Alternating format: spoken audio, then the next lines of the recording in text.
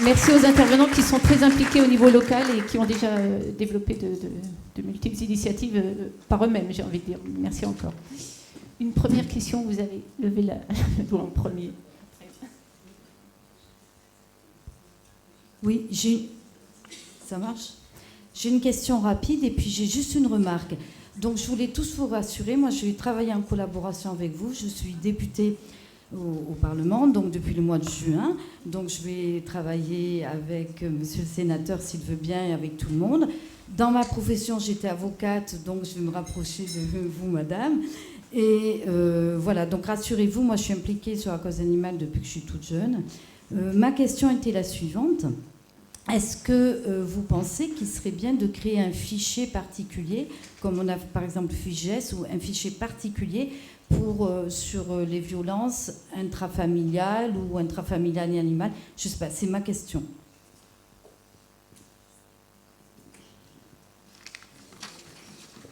Alors, Madame la députée, moi je vous réponds plutôt non, parce que je pense que ce qui est important, c'est de faire un casier judiciaire, c'est ce qui a été dit. Et donc aujourd'hui, quand on a dans notre casier le B1, comme on dit dans notre jargon, une condamnation pour violence, alors que ce soit sur des sévices sur animaux ou violence intrafamiliale, on le sait. Donc quand le parquet va être saisi de faits nouveaux, de toute façon, il aura les antécédents. Je ne suis pas sûr, si vous voulez, que ça nous serve à grand-chose. Et vous savez, comme on le dit aussi souvent, trop de lois tue la loi, et trop de fichiers tue le fichier aussi. Je crois qu'on en a beaucoup. Je pense qu'encore une fois, il faut surtout que nous montions en gamme, si je puis dire, dans les réponses pénales pour avoir effectivement peut-être plus de condamnations. Et donc, nous aurons une base de données qu'on peut d'ores et déjà exploiter. Et juste pour vous répondre, en dehors des condamnations, les stages, les alternatives aux poursuites, ça, c'est pas forcément connu, mais ce sont des infractions qui rentrent dans ce qu'on appelle le bureau d'ordre, le BO. Et donc, aujourd'hui, si vous faites un stage, par exemple, à Saint-Gaudens, c'est que dans 2 ans, vous commettez des faits de même nature à Douai, les collègues de Douai le sauront. Donc on a déjà cette traçabilité. Oui, bonjour. Jacques Guérin, président du Conseil national de l'Ordre des vétérinaires. Et je voulais vous parler donc, et vous poser une question. D'abord, vous parlez des vétérinaires, puisque dans les acteurs qui vont faire remonter la violence telle que le colloque le dit, une seule violence, vous avez les vétérinaires qui sont en contact, je dirais, au quotidien des détenteurs des animaux et peuvent constater un certain nombre de choses. Alors, on a franchi un premier cap avec la loi maltraitance et grâce à mon confrère sénateur en définissant ce qu'était le secret professionnel pour les vétérinaires. Parce qu'avant, nous n'avions pas de définition. On avait des exceptions de quelque chose qu'on ignorait. Donc, c'était quand même assez difficile. Donc, on a stabilisé cette affaire-là. Mais là où je voudrais apporter quand même un point d'alerte, c'est que les vétérinaires sont prêts, donc mes consoeurs, mes confrères sont prêts à remonter un certain nombre d'informations. Mais la question est de la protection aussi du professionnel qui va lancer l'information. Et aujourd'hui, dans une société de violence, avec des incivilités, voire des agressions que subissent mes consoeurs et mes confrères, il y a un vrai sujet. C'est-à-dire que comment peut-on remonter des faits qui peuvent être, je dirais, assez impactants pour la cellule familiale, tout en préservant, je dirais, l'intégrité physique de celui qui va faire le pas. Et pour vous donner un exemple qui m'est arrivé, moi, en campagne, où j'avais annoncé à la direction départementale de la protection des populations un fait dans un élevage, là on était un élevage de ruminants, de vaches laitières, on voyait bien qu'il y avait de la souffrance au niveau animal et au niveau de la cellule familiale. Quand vous avez l'action qui est conduite et on vous dit je viens vous voir parce que le vétérinaire du coin m'a dit que, le vétérinaire du coin, c'est pas facile quand il se représente à la ferme la fois d'après. Donc je pense qu'il y a quelque chose à faire autour de ça, et ce qui rendra plus fluide la remontée d'informations.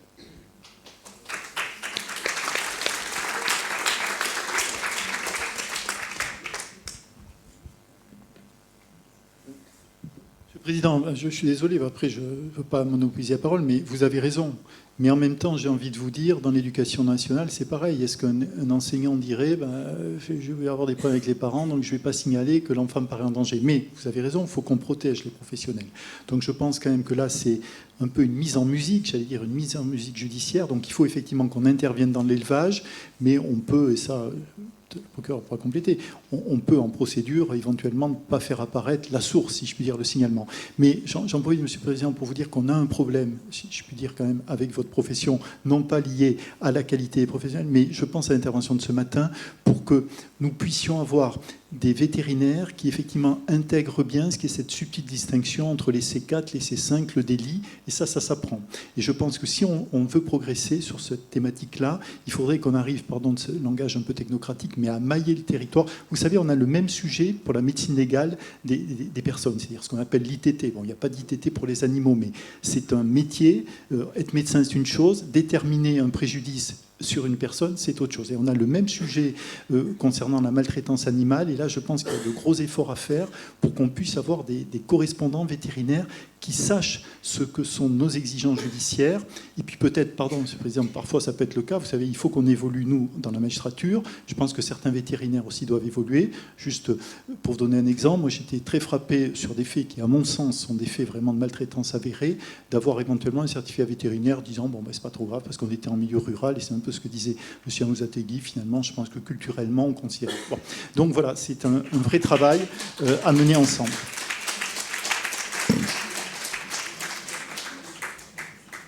Quelques mots, comme disait M. le Procureur général.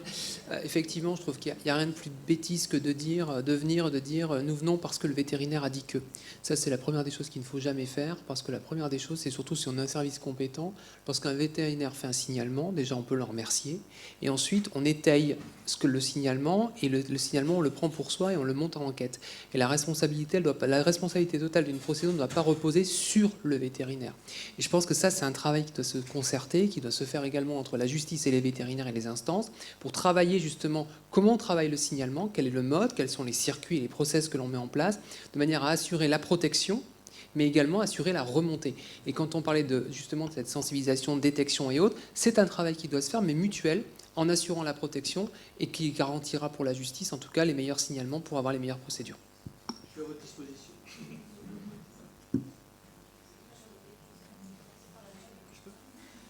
Oui, bonjour. Le lieutenant Ghislain Sicre de la gendarmerie. Je suis chargé de la mise en place pour la gendarmerie nationale de la doctrine de lutte contre la maltraitance animale et de la mise en place de la nouvelle division nationale de lutte contre la maltraitance animale instaurée par Monsieur le ministre de l'Intérieur, Gérald Darmanin, en janvier dernier. Je souhaitais réagir à vos propos, Monsieur le procureur général, et à vos propos, Maître Moreau, concernant la diversité d'atteintes à l'animal, la violence justement dans le cadre familial, mais aussi donc la criminalité organisée, et donc répondre à la question sur les moyens qui sont déployés par le ministère de l'Intérieur. Donc le ministère de l'Intérieur, en ce qui s'agit de la lutte contre la criminalité organisée, notamment les trafics liés notamment aux animaux de rente et aux élevages d'animaux domestiques, élevage des fois à des quantités industrielles, notamment dans le milieu canin, est mis en place donc, cette division nationale de lutte contre la maltraitance animale, dotée de 15 enquêteurs, policiers, gendarmes et vétérinaires, qui est en cours de recrutement, donc qui devrait être opérationnel à l'été, qui a déjà commencé à travailler dans le cadre de l'OCLAESP, l'Office central de lutte contre les atteintes à l'environnement et la santé publique, et donc pour lutter contre ces trafics-là.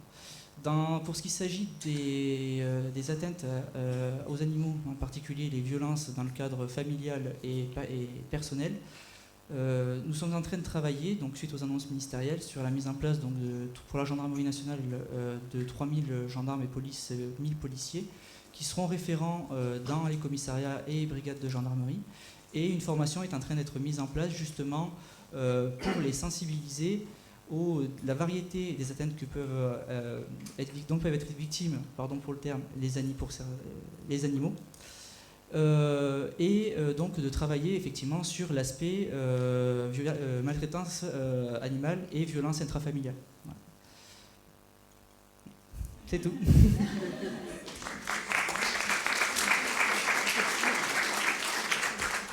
Bonjour, Geneviève Marignac, je suis enseignante à l'école vétérinaire d'Alfort.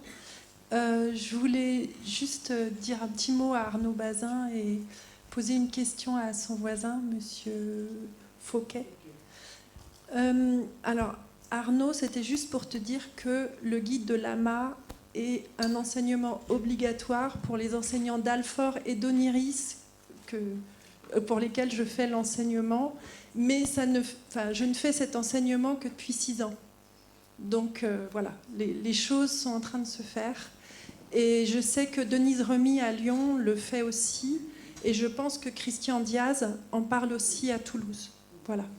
Donc c'était juste pour dire. Alors après, s'il peut y avoir quelque chose qui fait que nos enseignements, on ait plus d'heures, parce que là, par exemple, à Oniris, j'ai 1 heure de cours, 2 heures de TD, pour faire toute l'éthique et la maltraitance animale. Je dirais pas non, hein, je veux bien des moyens. Voilà. Mais c'est déjà extraordinaire. Enfin voilà. Et donc je suis confrontée à des étudiants vétérinaires qui sont extrêmement inquiets de faire remonter des cas de maltraitance, exactement comme disait notre président. Et du coup, je voulais demander à Monsieur Fauquet si un vétérinaire pouvait signaler des choses à votre cellule, parce qu'à l'heure actuelle, les vétérinaires ne font remonter qu'à la DDPP. Si un enfant est en danger, on est obligé de remonter à la CRIP. Tout citoyen a cette obligation de signaler l'existence d'un enfant en danger. Ah oui. Après, sur la question de... C'est un enfant, voilà, c'est ça. Oui, mais un enfant. Oui, mais... C'est seulement s'il y a un enfant. Oui, seulement si dans la famille, il y a un enfant et qu'on sait que l'enfant est en danger. Parce que vraiment, les étudiants me disent, mais quels sont les moyens, comment je peux faire remonter? Alors, dans le guide de l'AMA, il y a beaucoup de choses, mais en pratique, quand je fais mes TD, je vois bien que c'est en fait très difficile de répondre des choses très opérationnelles aux étudiants. Après, il y a... Alors pour les personnes, les particuliers qui n'ont pas une familiarité avec la protection de l'enfance, il y a le 119. Le 119 protège la source, notamment, c'est-à-dire que même si l'appelant ne souhaite pas garantir son anonymat, le 119 garantit son anonymat. Voilà. Donc ça peut être une sécurité pour certains. Les professionnels en général, alors nous les professionnels, quand on dit professionnels, c'est ceux qui sont au contact des enfants, donc ils ont des obligations particulières, comme d'informer les parents de l'information préoccupante, sauf si c'est contraire à l'intérêt de l'enfant. Mais bon voilà, il y a ce numéro national qui est le 119, qui est accessible à tout le monde, que tout le monde peut appeler, et les comptes rendus d'appel au 119 sont transmis à la CRIP pour évaluation complémentaire. Et nous, on veille scrupuleusement au respect de l'anonymat de l'appelant. Moi, c'était juste une remarque pratique.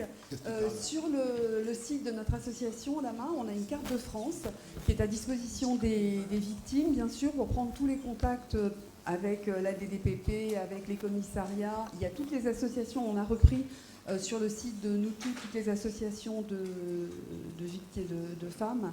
Et il y a aussi toutes les coordonnées des CRIP par département. Donc j'invite toutes les associations de protection animale qui veulent prendre contact avec leur CRIP pour justement communiquer et savoir comment après leur signaler les cas, à le faire, parce que vous avez raison, c'est à nous de vous contacter.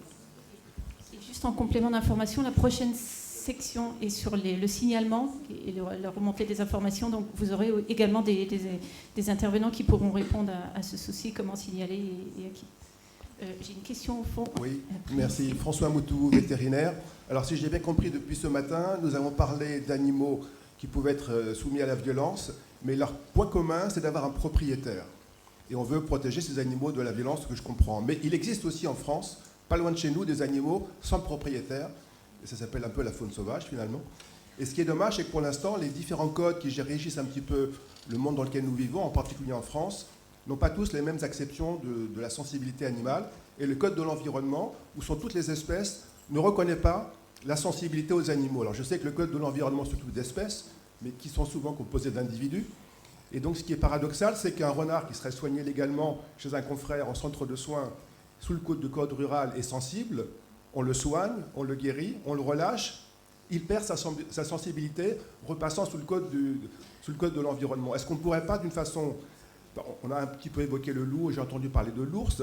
Il y a une certaine homogénéité de vie autour de nous que peut-être on pourrait retrouver dans les différents codes pour que cette violence, elle puisse également être maîtrisée dans tous les compartiments dans lesquels nous sommes amenés à interagir. Merci.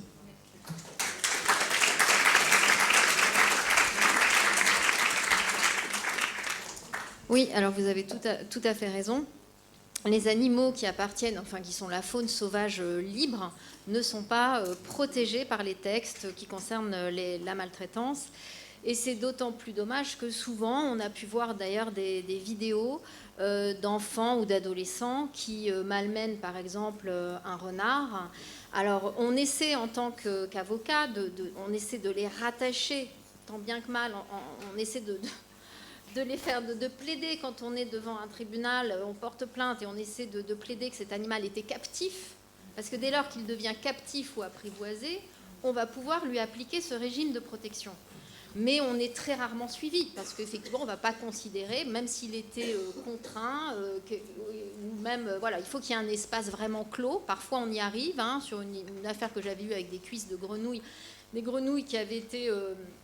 on leur avait amputé donc les pattes vivantes, et on avait jeté leur corps, alors qu'elles étaient encore vivantes, dans un fût.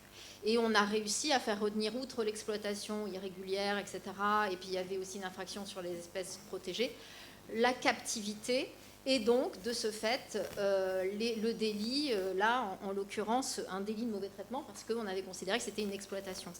Donc, c'est un vrai souci, et d'autant plus que, pour moi, on devrait faire effectivement un signalement auprès de la CRIP quand on voit, je pense encore à l'affaire où certains enfants à qui on demande de commettre des actes extrêmement violents, sous couvert d'activités ludiques, on va dire, et très sanglantes. Et là, effectivement, si on considère que c'est un animal qui appartient à la faune sauvage libre, on n'a aucun moyen. Et pour autant, le signalement, il serait nécessaire, parce que l'enfant était exposé à des violences extrêmement fortes. Donc vous avez raison, c'est un point qu'il faut faire évoluer.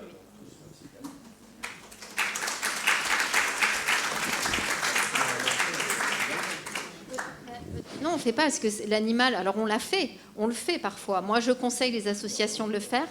Oui, mais comme l'animal... Ah oui, alors le problème, c'est que l'animal n'est pas considéré à ce moment-là... il n'est pas sous un régime de protection, et donc il n'y a pas de maltraitance. Oui. Ouais. Oui, mais il s'estime qu'il n'est pas traumatisé. Alors, dans mon affaire en question, c'était un acte de chasse, entre guillemets, où il y avait une initiation d'un enfant de 12 ans. Voilà. Donc, en fait, ils n'ont pas... Voilà, oui. Mais ils n'ont pas considéré que cette exposition extrêmement violente était une... Non, c'est parce que c'est un animal qui, même là, s'il était effectivement complètement encerclé, il n'avait pas de possibilité de fuite, il reste un animal libre. Et donc, on ne peut pas lui appliquer le... Oui, j'entends. Oui, j'entends. Ouais, mais enfin, bon, à partir du moment où l'acte est légal, c'est compliqué. Oui, bonjour. Donc, Estelle Prier, je suis responsable de la commission protection et bien-être animal de l'Ordre. J'ai la chance de connaître beaucoup d'entre vous. Je voudrais juste compléter l'information concernant le rôle des vétérinaires et en particulier donc l'intervention de mon président et la nécessaire transversalité, le rôle, enfin en tout cas l'action des vétérinaires. Je voulais juste informer du fait qu'à partir du mois de juin, des vétérinaires vont aller former excusez-moi, je suis un peu perturbée, vont aller former les futurs gardiens de la paix en formation initiale dans toutes les écoles de police nationale.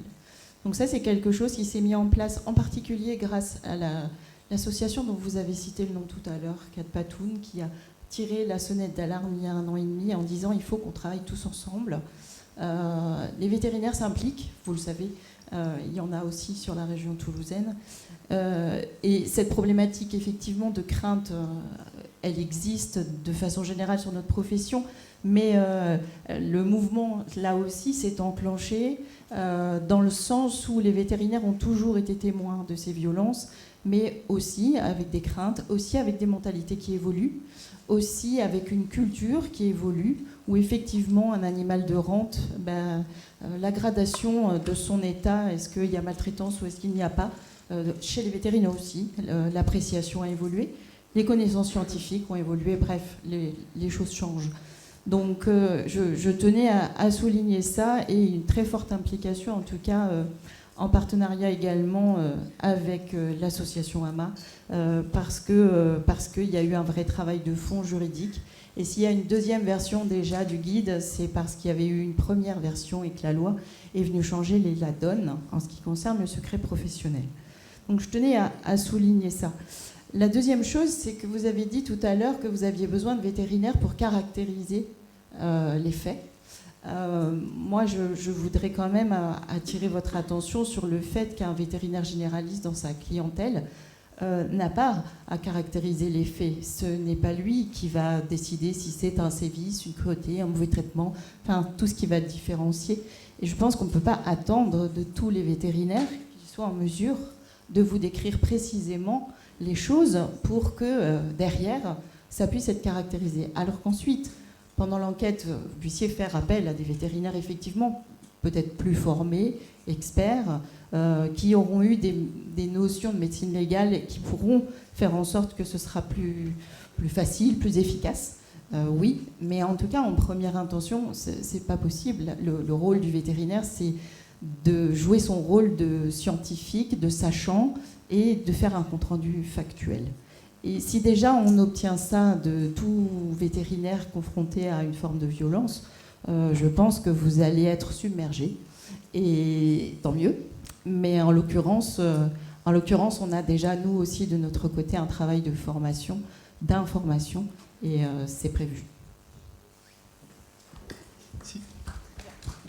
Je laisse les applaudissements. Peut-être que une réponse très courte et deux dernières questions très courtes, parce qu'on commence à être... Mais qu'il n'y ait aucune ambiguïté. Hein. Moi, je ne pense pas que tous les vétérinaires aient vocation à faire cela. Je dis juste qu'il faut, mais comme sur la médecine légale, hein, pour les personnes victimes, que nous ayons un nombre de vétérinaires qui ont été formés, qui sachent cela, et peut-être alors... Pour le point d'entrée, je veux dire, le vétérinaire généraliste, mais ça, on y réfléchit, qu'on ait une espèce de fiche type, mais Monsieur le Président, on peut travailler bien sûr avec l'ordre sur cela, pour qu'on sache quelle case cocher, si je puis dire. Oui, je sais, mais enfin, peut-être qu'il faut qu'on la travaille un peu plus, oui. Bonjour. Jimmy Guédard pour l'OABA. Donc, l'OABA, c'est une association, pour ceux qui ne connaissent pas, qui intervient effectivement sur le terrain, entre autres pour récupérer les animaux de rente lorsqu'il y a des confiscations qui sont prononcées. Vous parliez tout à l'heure de tout ce qui est la confiscation justement des animaux et l'applicabilité de la peine. On a eu un dossier l'année dernière qui est symptomatique justement des difficultés rencontrées dans cette applicabilité.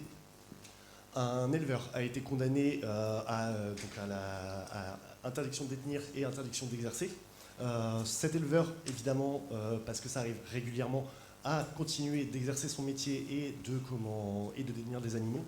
Cet éleveur, là pour le coup, effectivement, il y a eu un deuxième jugement indiquant qu'il n'avait pas respecté le premier jugement, donc il fallait de nouveau le condamner.